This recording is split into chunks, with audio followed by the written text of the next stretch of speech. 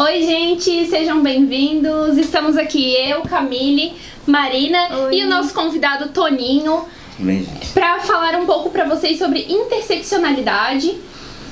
O Toninho, ele é professor de música com formação superior em gestão de pessoas e gestão pública com ênfase na educação.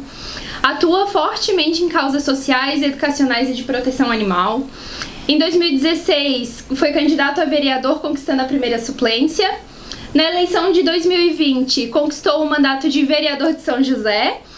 É vice-presidente da Comissão Permanente de Defesa dos Direitos da Pessoa com Deficiência, procurador adjunto da Procuradoria Especial da Mulher e presidente da Comissão Permanente de Educação e Cultura, Saúde e Assistência Social e Defesa do Consumidor.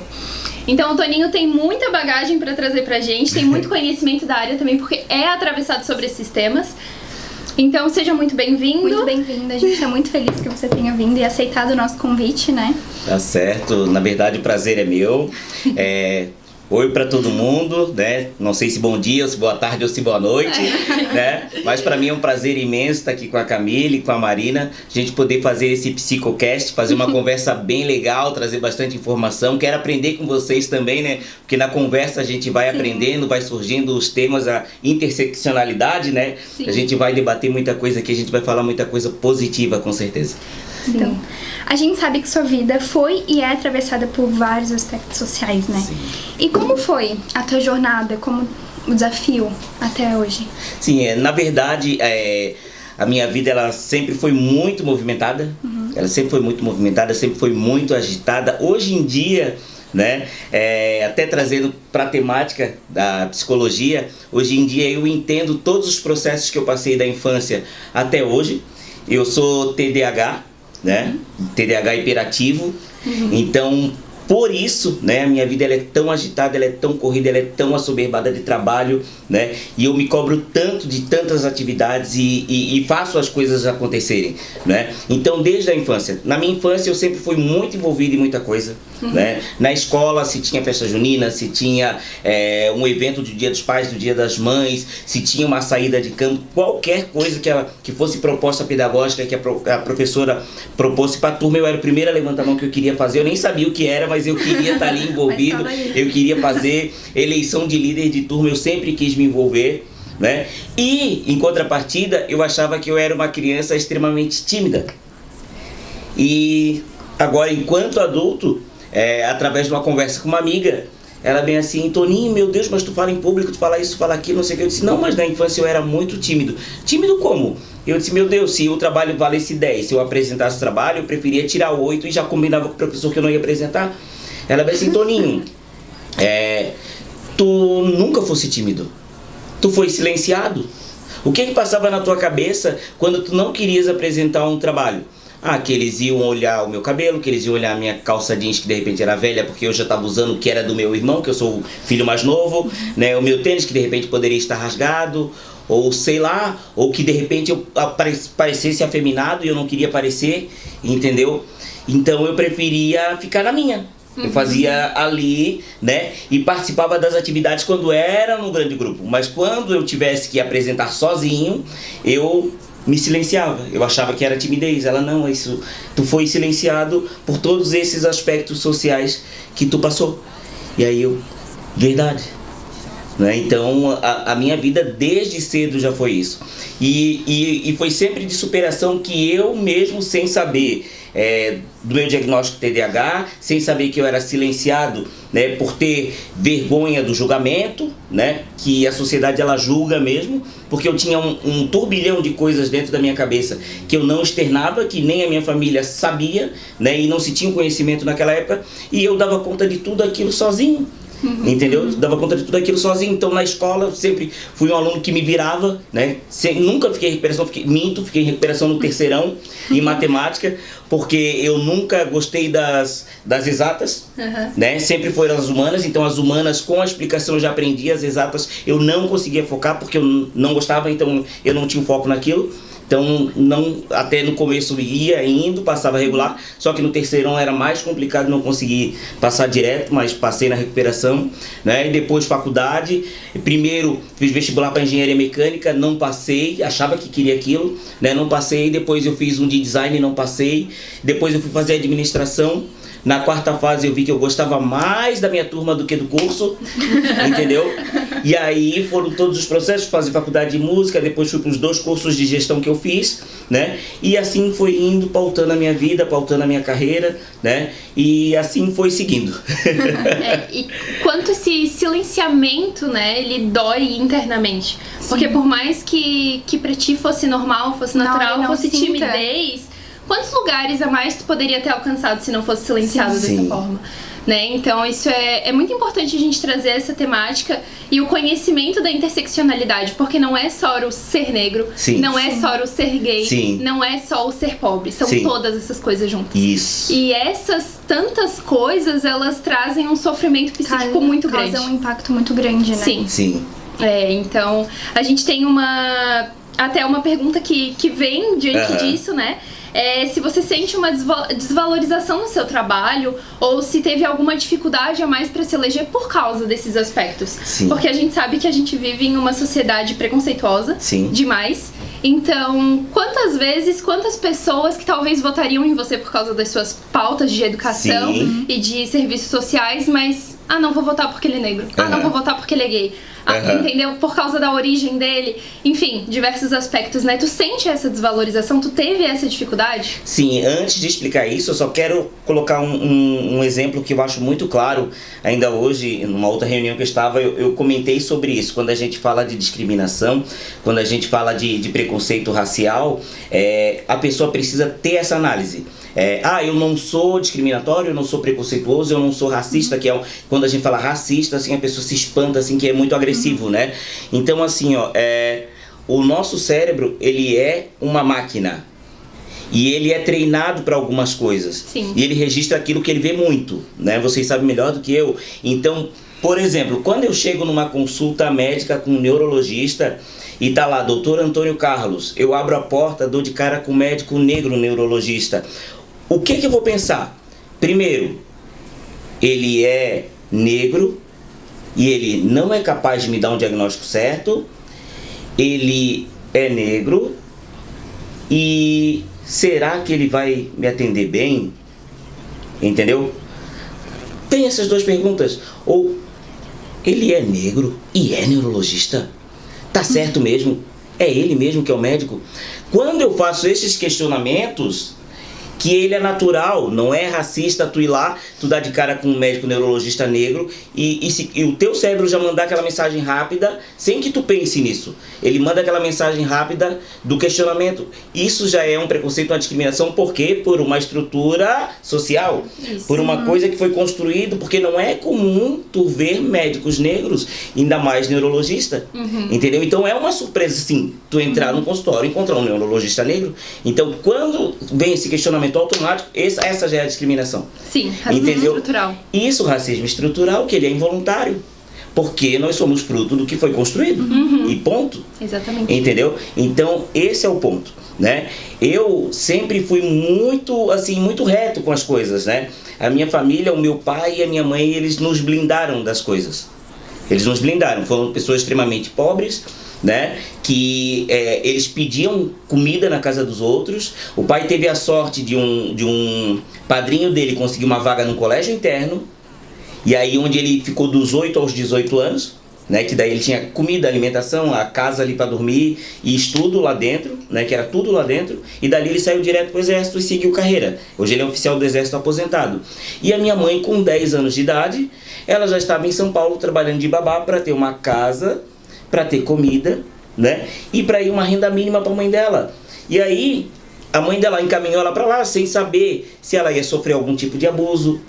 Imagina, tô com uma filha de 10 anos, mandar para São Paulo na casa de alguém.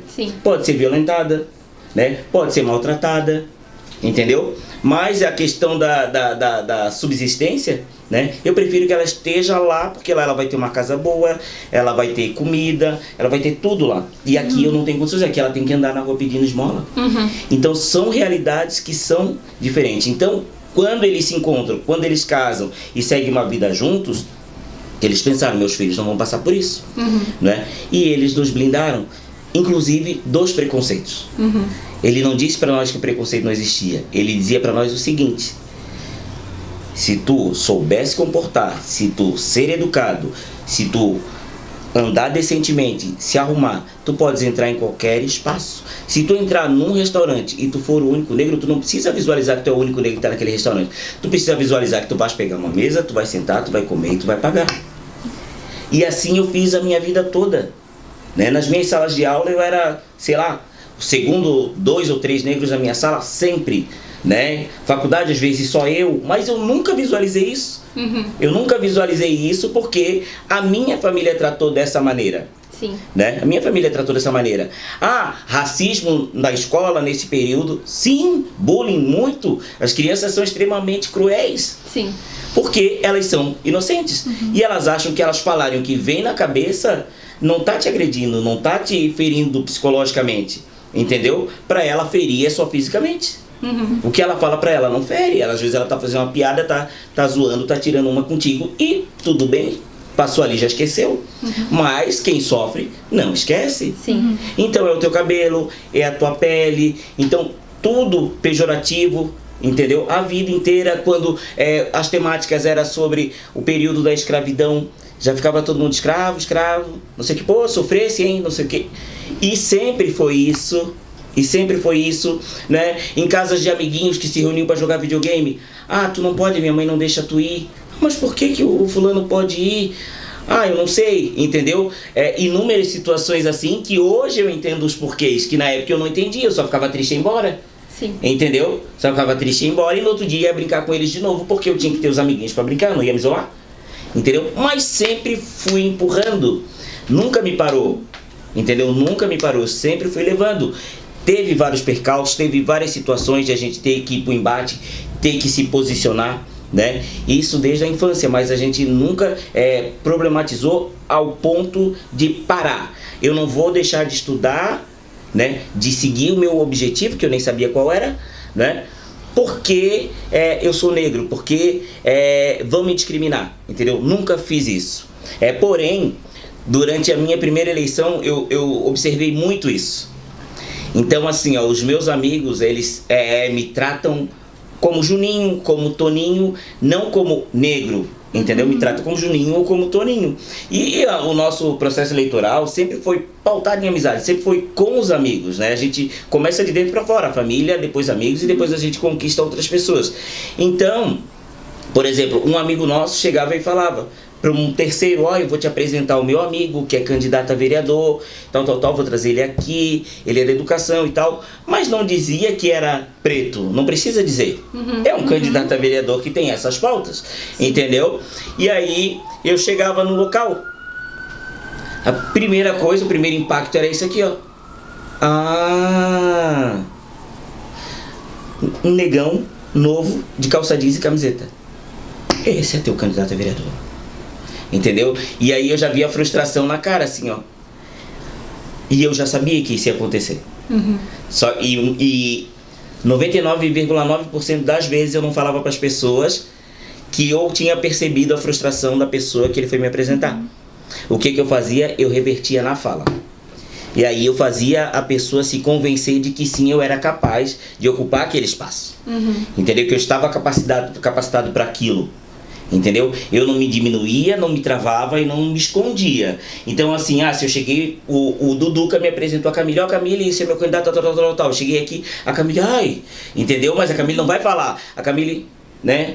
Então, Camille, eu sou o Toninho, sou professor, sou gestor de pessoas, tal. A gente quer fazer isso, a gente quer fazer aquilo, a gente quer mudar isso. Acho que a juventude tem que se envolver mesmo na política e tal.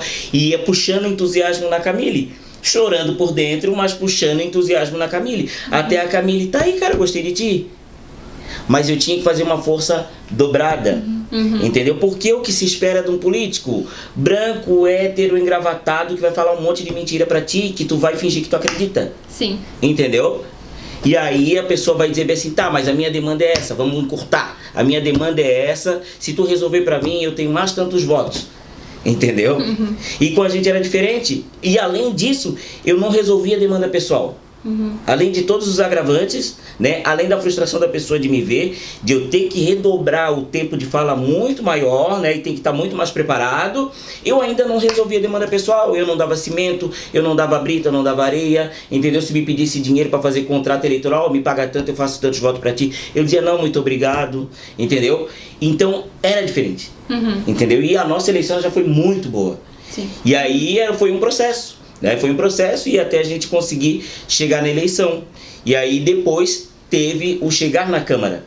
Só que quando eu chego na Câmara, eu já conheço praticamente 90% dos vereadores que já eram eleitos e dos novos que entraram, que já conheciam o meu perfil, né? Já conheciam a minha trajetória, a minha luta, né? E nunca na Câmara de São José eu tive algum percalço, né, com o nosso grupo de trabalho lá, com os nossos pares, sobre questão racial, sobre me diminuir, sobre querer travar alguma pauta minha por eu ser negro ou eu ser preterido por eu ser negro. Não, porque eles já conhecem o meu perfil. Eu sempre me posicionei, eu nunca me descolei ou me desconcertei diante de qualquer coisa, diante de qualquer tema, né, por eu ser negro. Então, eles já tinham esse respeito pela minha pessoa, né, já tinham esse respeito pelas pautas que eles sabiam que eu ia lutar, entendeu? Então, assim, sempre foi muito positivo, né?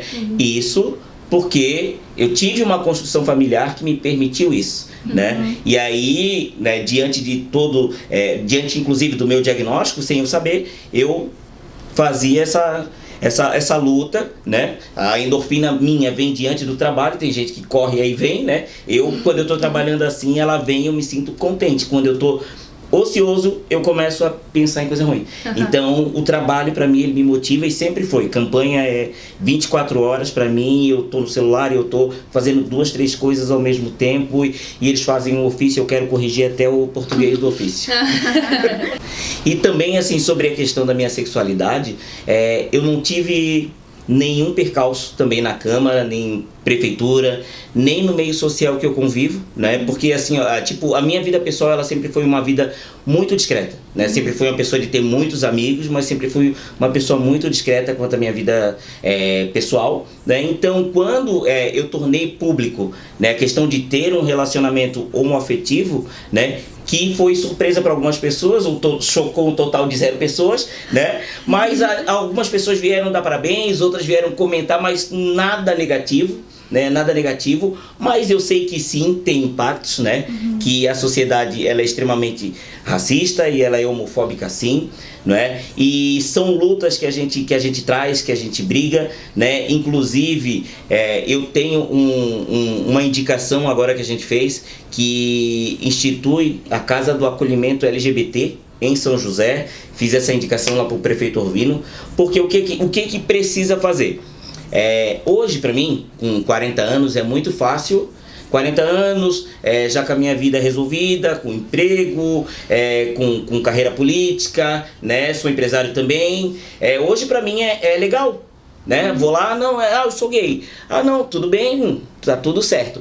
Mas se eu fosse uma bicha preta, pobre, sem emprego, sem nada, eu não ia ser aceito da mesma forma que eu fui aceito tanto pela minha família quanto para a sociedade, né? Então a gente entende que sim, é diferente, né? Que tem muita gente que sofre. Então qual é a ideia desse acolhimento LGBT? Por exemplo, um menino de 14, 15 anos, que hoje ele se assume para famílias, ele sem ter uma carreira, sem ter uma profissão, ainda está estudando, né? Às vezes tem uma família que ainda é muito tradicional, que ainda não entende essa questão da homossexualidade, e por não entender, acaba expulsando o filho de casa, né? E o pai que faz isso, que expulsa o filho de casa, ele na verdade ele joga o filho para a toca do leão.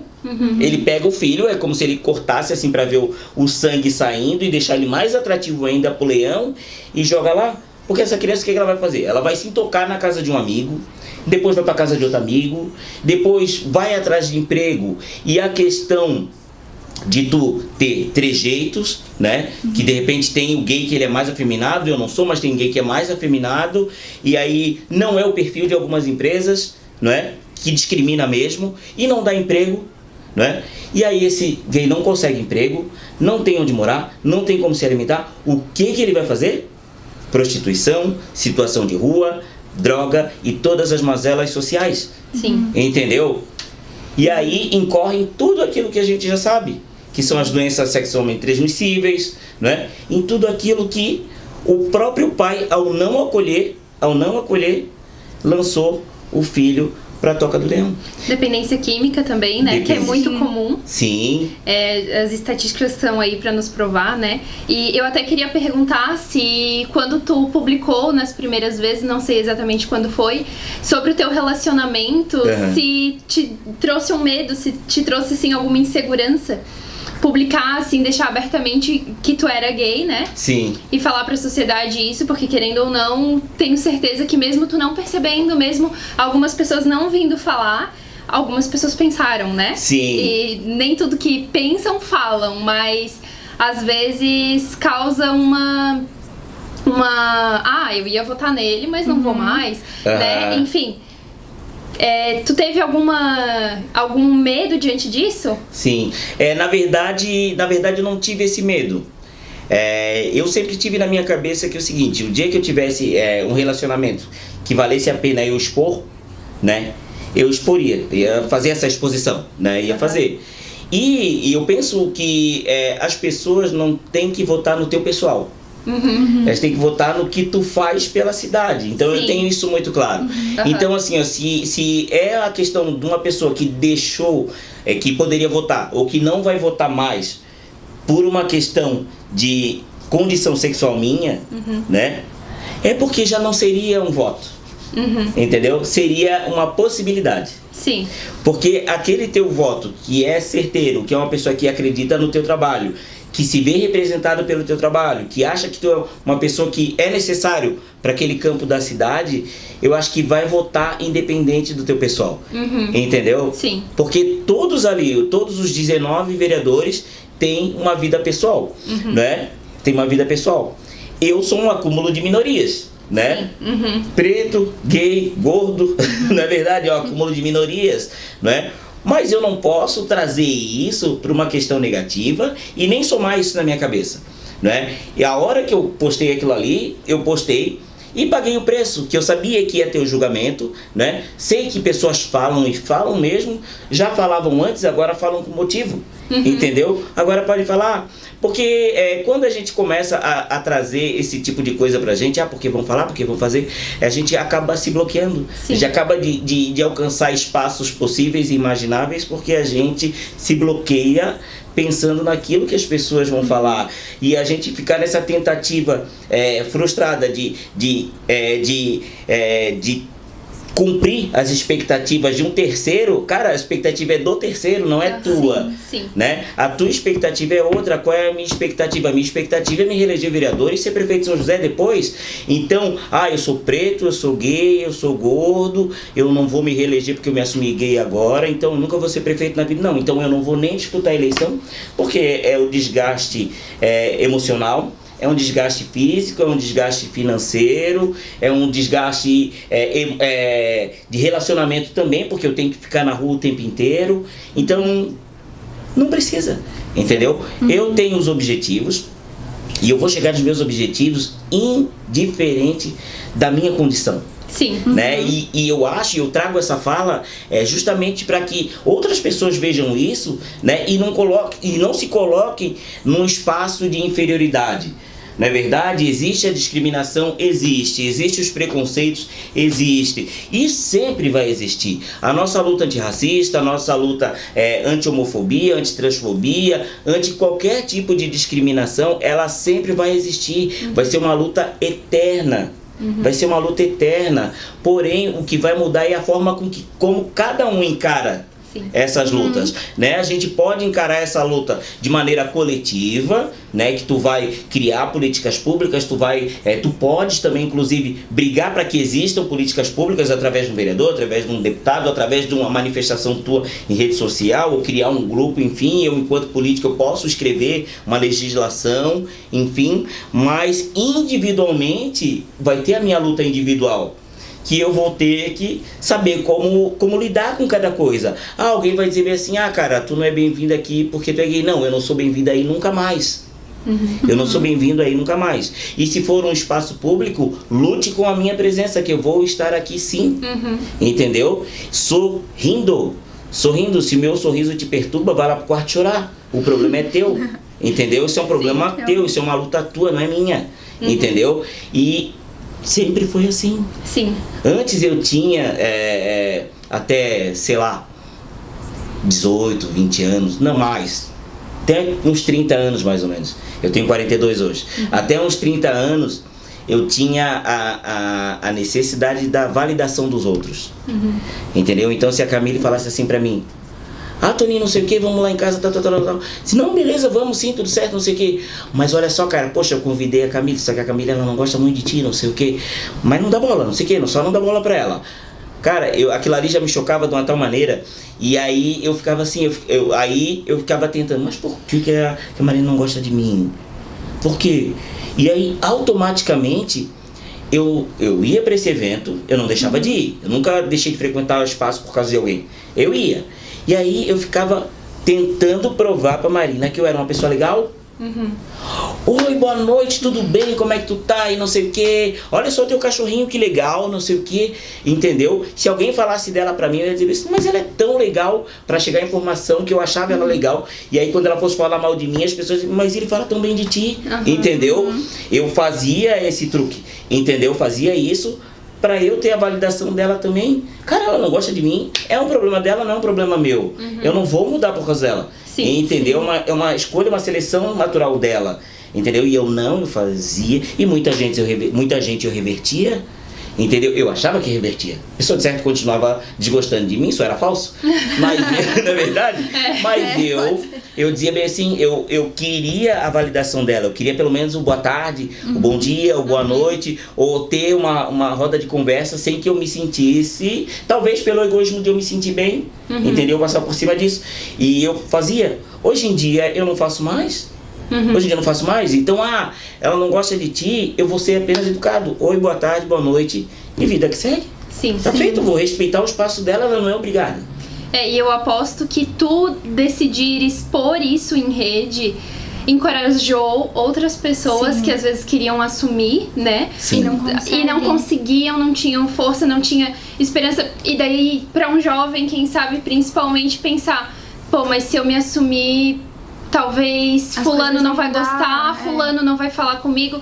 Tá, mas peraí, o Toninho, ele é vereador, ele pode perder voto, ele tem uma vida pública exposta e ele teve coragem. Então isso com certeza encorajou outras pessoas, Influencia. né? E tu decidir não expor isso por causa da opinião das pessoas vai te privar e vai te fazer reprimir um sentimento, né? Sim. Então, por mais difícil que possa ter sido, né? Tu falou que teve muita tranquilidade, mas até para outras pessoas, por mais que seja difícil, é algo que no fim das contas causa muito bem, independente se pra ti ou pra terceiros, né? Sim, pra ti mesmo, né? Tu se sente mais liberto. Isso. Não fica naquele mundo fechado.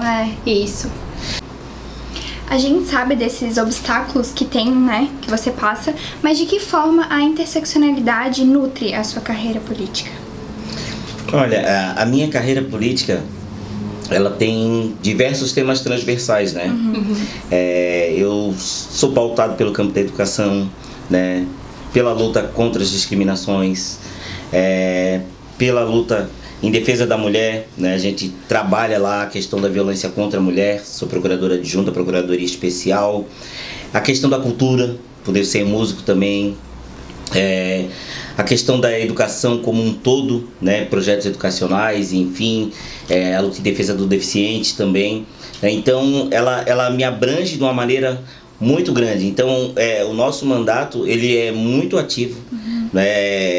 São diversas frentes ao mesmo tempo, que às vezes eu fico assim, meu Deus, né? A gente parece que se tivesse uma vida toda para fazer tudo o que a gente quer, não seria o suficiente, né? E eu deixo doidinho a turma que trabalha comigo, porque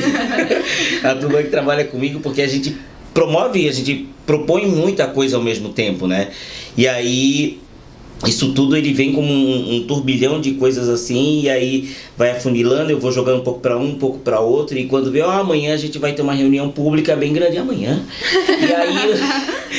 E aí é sobre um tema assim aleatório do nosso mandato, aí eu vou lá, pego o tema e pum, na hora, e daí amanhã já vai ter outra coisa, tá? E depois vai ter uma sessão especial de tal coisa. Então a gente tem muita situação assim ao mesmo tempo, né? E tem mais a questão da nossa vida pessoal, né? Também ao mesmo tempo. Tem mais a questão de família, né? Tem mais a questão de trabalho, que eu também sou empresário, eu tenho um jardim de infância, né? Então é muita coisa. Então, assim, às vezes a gente fica até meio ofegante. Eu não digo cansado, porque é o trabalho que me motiva. Quando eu tô parado, assim, eu fico até meio ruim, assim, né? E o trabalho, ele fica me jogando pra cima o tempo inteiro. E todas essas pautas, elas têm muito poder na vida das pessoas, né? Sim. Porque quão importante é para, quem sabe, um jovem negro ter um acesso à educação, ter um acesso à cultura, e aquilo vai reforçando as raízes da pessoa, vai fazendo ela entender quem ela é. Sim. E da mesma forma, a educação levar ela para lugares mais altos, né? E ter essa igualdade na educação, para que, pô, ele é negro, bem sucedido e ok, tá tudo bem. Isso se tornar uma coisa, mas não seja um impacto, né? Porque às vezes a pessoa escuta e ela fica... Exatamente. E aí, e também desmistificando um pouco o racismo estrutural, porque quanto mais frequente tu vê um negro ou uma pessoa homossexual, LGBT, estar atuando em um cargo de poder, em um cargo importante, aquilo se naturaliza um pouco mais. Por mais que seja uma luta muito demorada, são pautas muito importantes, né? Sim, muito importante. E assim, ó, essa é a nossa missão.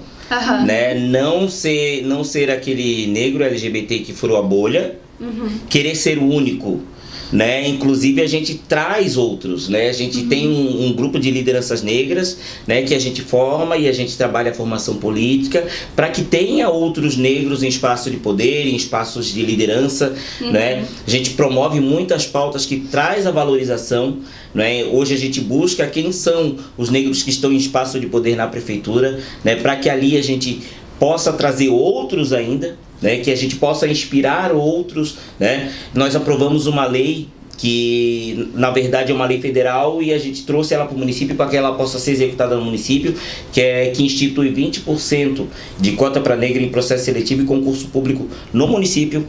É uma lei que já acontece em Florianópolis e nós propomos em São José, conseguimos aprovar, o prefeito sancionou e já está valendo. Então hoje, quando houver um concurso público, um processo seletivo, né, terão lá os 20% de vaga para negros. Para quê? Para que tenha a equidade. Entendeu? Para que mais negros possam assumir esses espaços e estarem na sociedade. Porque o que é o comum? A gente vê os negros nos espaços de submissão ou subtrabalhos, enfim.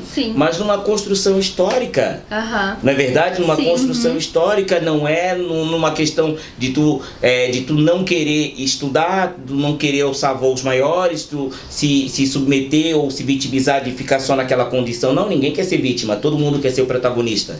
Entendeu? Se tu escolher pegar um grupo de atores e dizer quem quer ser o protagonista, todos vão querer ser. Entendeu? Então não é o negro que quer ser a vítima da história, não, entendeu? É uma questão histórica. Nós olharmos aqui para nossa cidade, ou quando a gente vai ali para a serra, ou quando a gente vai para o campo, a gente olha, meu Deus, esse matão verde tem dono? Os colonizadores vieram e cercaram. E depois escrituraram e hoje são donos, entendeu? Os colonizadores, os negros eram quem? Eram os escravos, construíam as casas, cuidavam dos bichos, apanhavam, era esse o espaço. E aí quando veio a Lei Áurea, foi aberto o portão. Agora vai, te vira, entendeu? Vou pra onde? Vou comer o quê? Vou fazer o quê? Muitos decidiram ficar para ter o que comer, onde ter onde dormir. Entendeu? Muitos não aguentavam mais e saíram. E aí vão fazer o quê? Invadir terras, onde inicia o processo de favelização. Não é verdade? Sim. Processo de favelização. Por que na favela 90% é preto? Porque foi onde eles tiveram os espaços para invadir. Entendeu? Por que nos grandes centros, as grandes terras, as grandes fazendas são dos brancos, eram os colonizadores? Entendeu? Então tá aí a diferença, entendeu? A questão de privilégio. Cara, os colonizadores ganharam terras para vir para cá colonizar. Entendeu? Tem terra lá no Brasil para a família Silveira, para a família Pereira, para a família Souza, que tá vindo de Portugal. Entendeu? A família vem, se estruturou, entendeu? Aí veio os padres para catequizar, né? Inclusive os índios e os negros, né? Que daí não tiveram acesso a ter a sua religião, tiveram que esconder.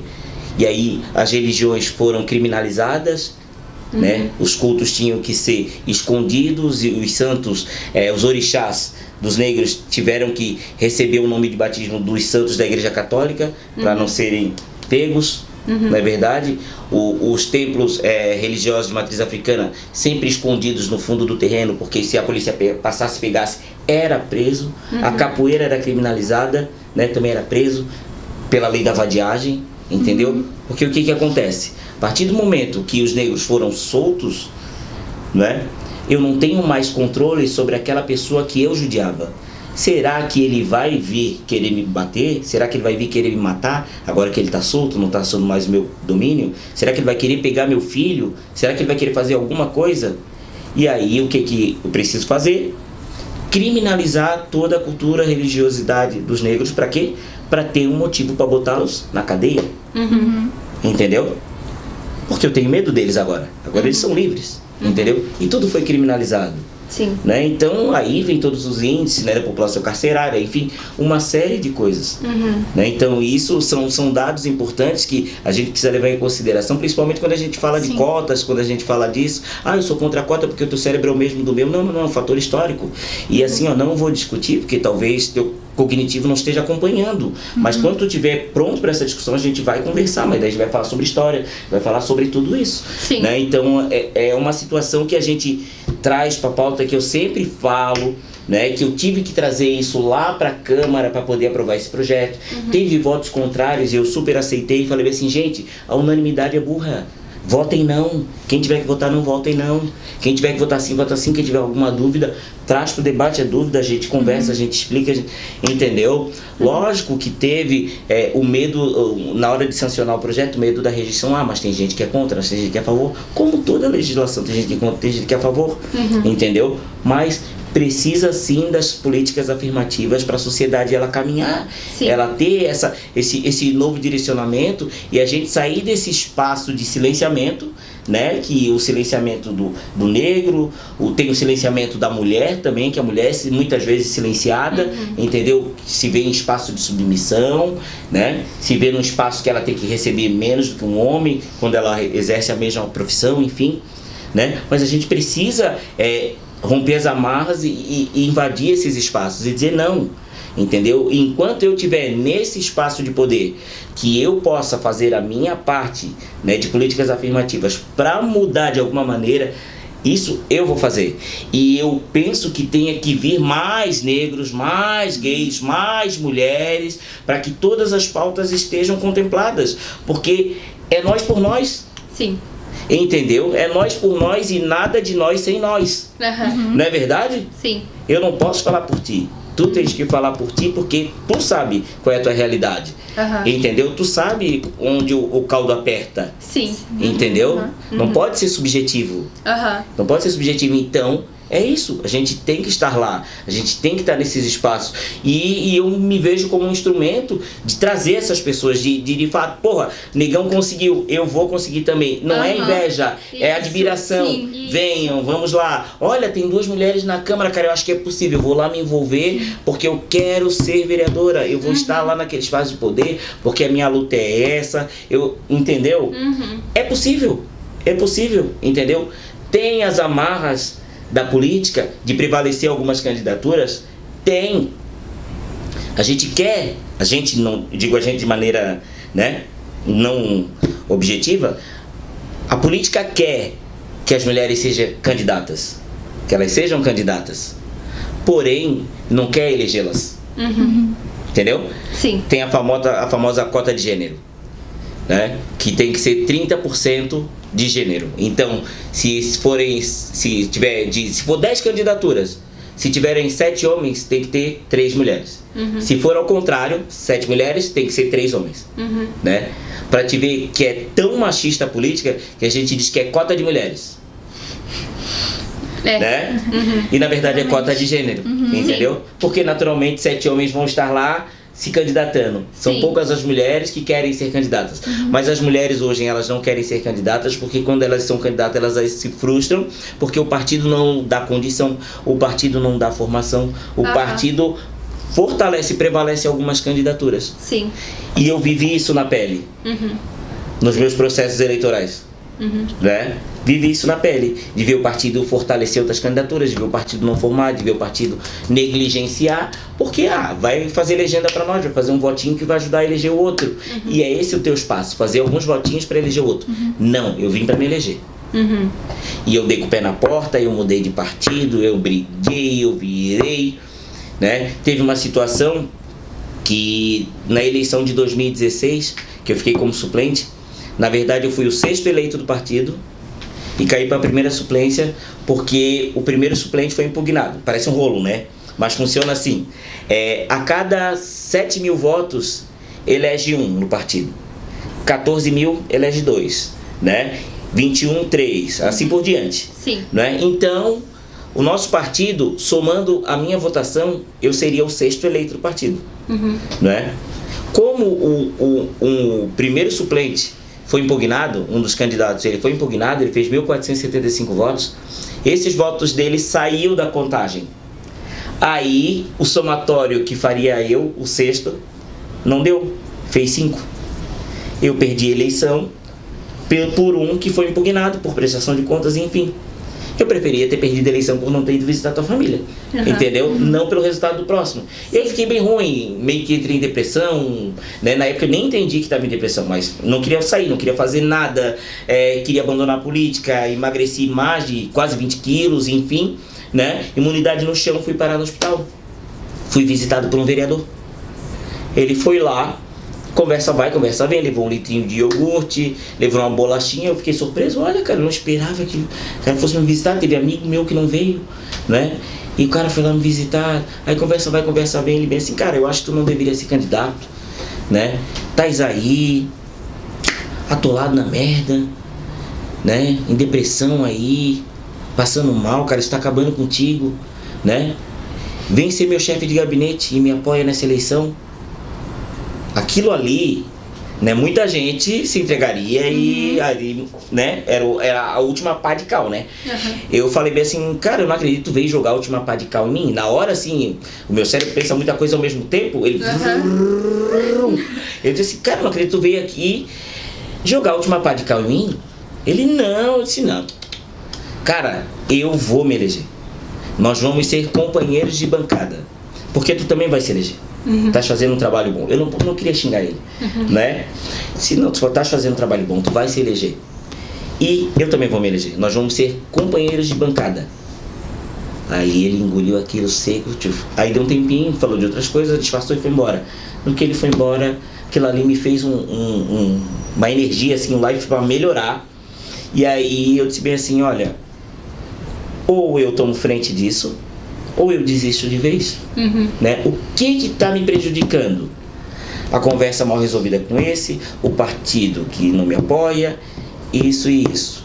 Eu fui resolvendo coisa por coisa. Eu saí do hospital, saí do partido, toquei a boca no fulano, toquei a boca no ciclano, entendeu? Resolvi uma outra situação, mudei de partido e comecei a construir a minha eleição de 2020. E fui o mais votado do partido, quase 50% a mais de voto do que o segundo lugar do partido, né? E foi uma superação, foi um momento de superação, né? Ali, na dor, uma pessoa que veio jogar a última pá de cal, eu usei aquilo como motivação para fazer. Sim. Entendeu? Tu também enxergar que tem muita gente querendo que eu desista, né? Então o que eu não vou fazer é desistir. Exatamente, é sobre isso. É isso no fim. Foi na base da raiva. Isso. E que bom, né? Que bom que foi. Poderia ter largado tudo ali e ter ido com ele, né?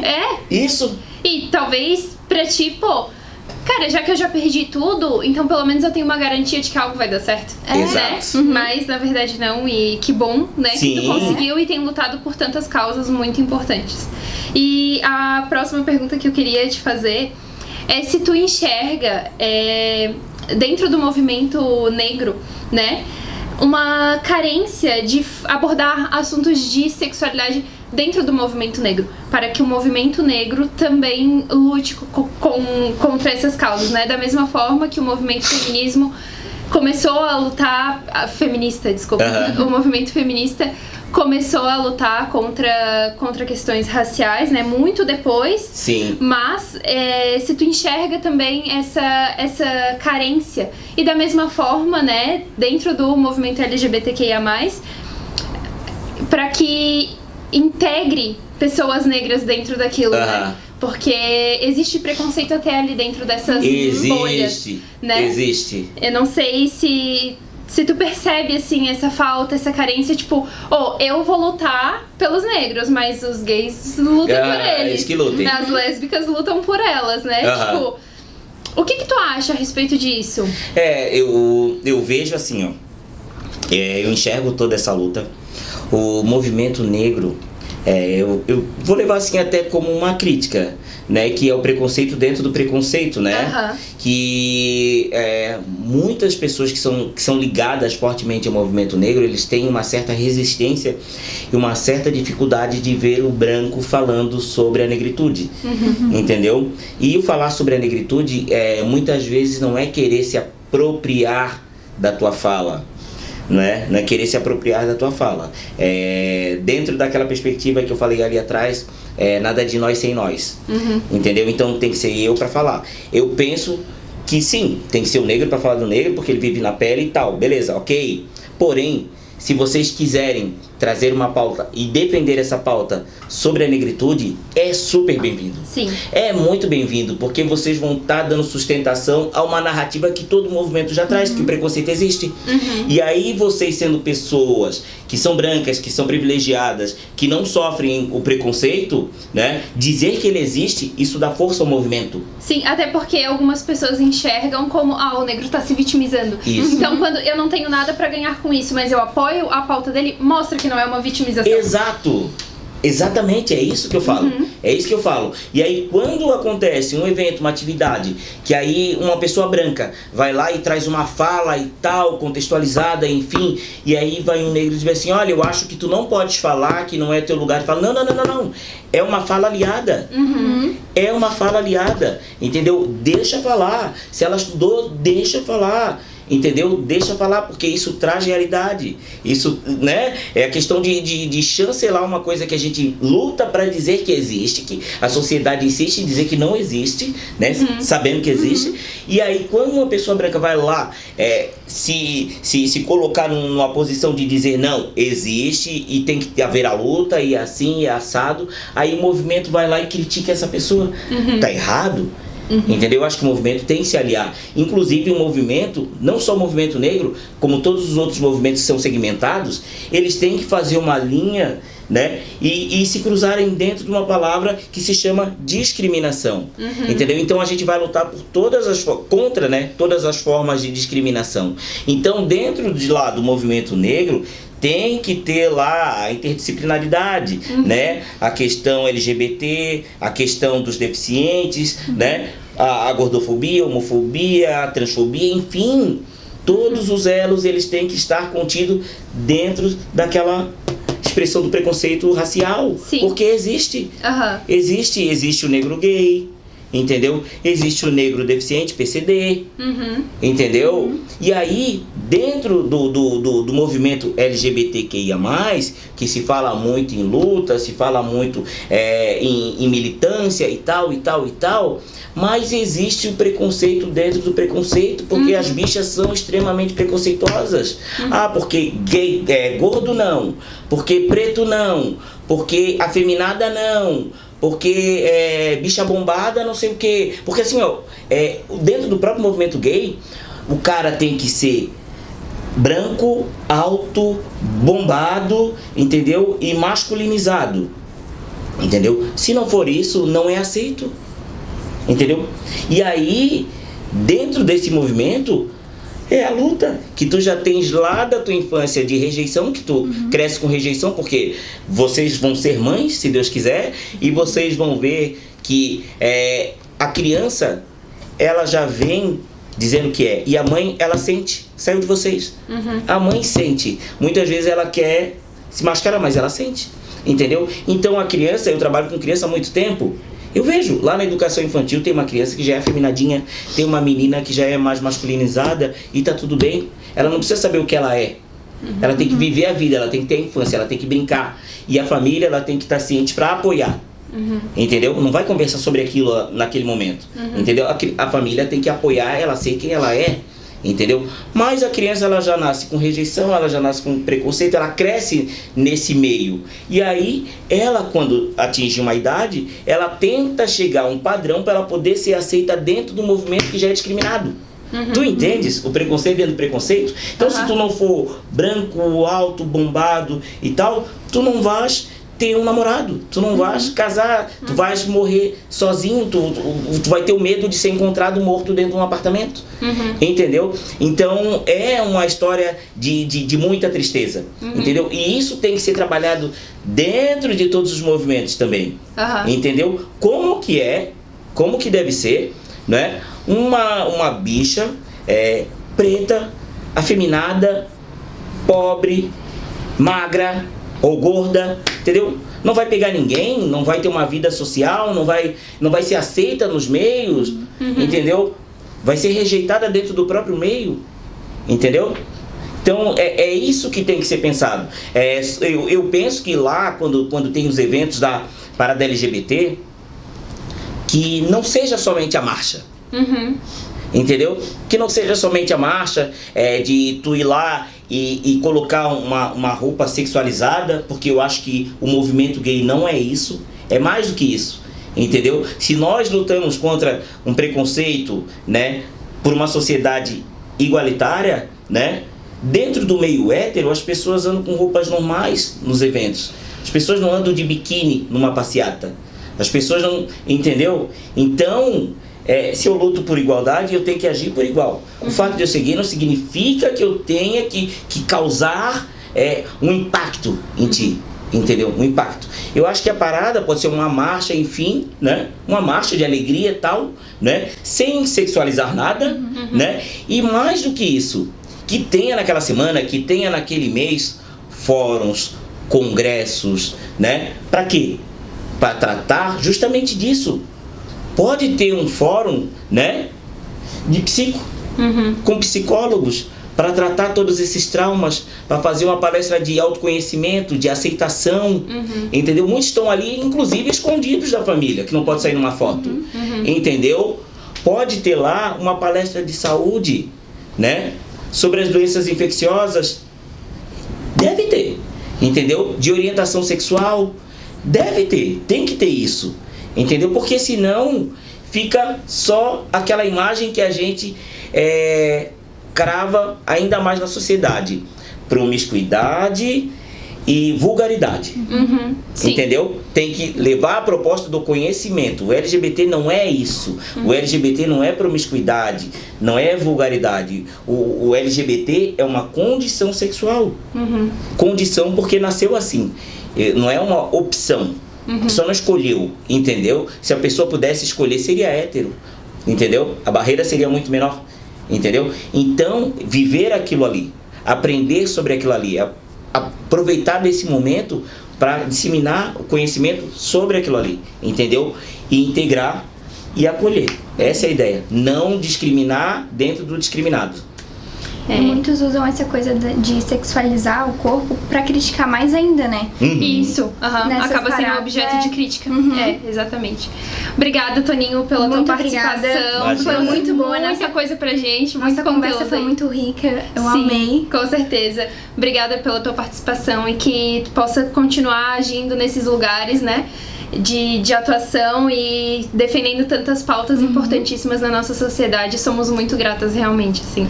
Eu que agradeço a oportunidade, né, de estar aqui com vocês no Psicocast, né? Conversa riquíssima, ótima, fantástica. Depois a gente conversar bastante, né? E vocês, enquanto futuras psicólogas, conseguiram tirar bastante coisa de mim, né? Provocaram bastante, consegui falar bastante até sobre coisas que eu achei que não falaria, né? Veio, despertou e foi muito positivo, né? Tenho certeza absoluta de que vai ser um sucesso e que vocês vão continuar, vai além desse trabalho, né? E quero ter o prazer de consultar com todas vocês futuramente. Muito Vai sim.